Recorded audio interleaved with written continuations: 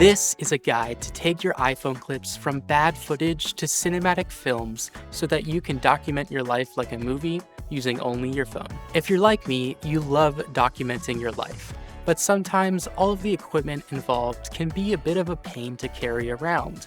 And even worse, it can be super expensive. Something we always have with us though is our phone. So today I'm gonna bring you a few tips to up-level your iPhone video. And lucky for us, it just started snowing a few towns over, so we're gonna drive over and film the snow day. The first tip is a relatively easy one that can be done in a few different ways, and that is to create depth. When people say a shot is cinematic, they're typically referring to it having depth. And depth means your shot has a clear foreground, middle ground, and background. In this case, the foreground would be the tree branch, the middle ground would be my wife walking by, and the background would be the houses. Here are a few other shots I filmed where I added an element between the subject and the lens to create more depth.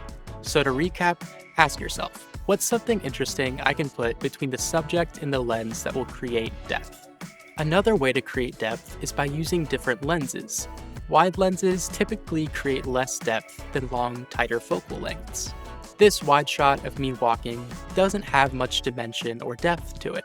However, when I use the longer focal length to film my wife, you can see the background gets blurred out and the shot itself has a ton more depth, and it looks more cinematic. So use the lenses on your camera purposefully, and remember, tighter lenses typically create more depth. The next tip is to reduce shakiness in your footage. Shaky footage typically pulls the viewer out of the scene, and it's less like the cinematic smooth footage that we see in movies. I was recently shipped this Insta360 gimbal to try out, so I figured today would be a great chance to check it out. Insta360 had no say in this video, and I was paid nothing at all. The gimbal was super easy to set up, and honestly, the hardest part was just getting all of the stickers off of the gimbal itself. Once we were set up, we were good to go.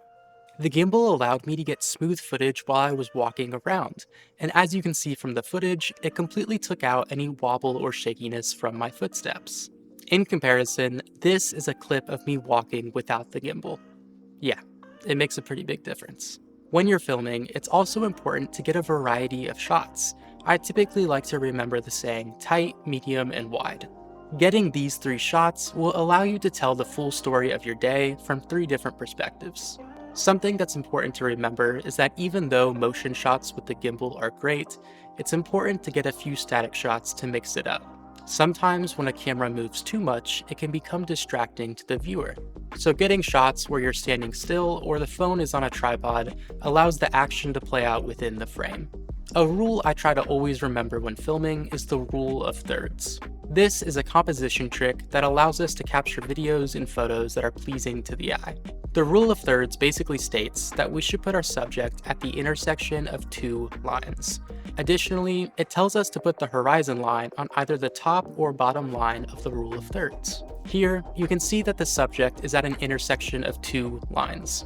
And here, you can see that the horizon line is lined up with the bottom line of the rule of thirds.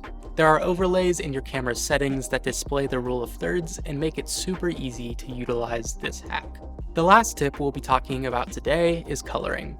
iPhone footage is usually pretty sharp and can have a digital look.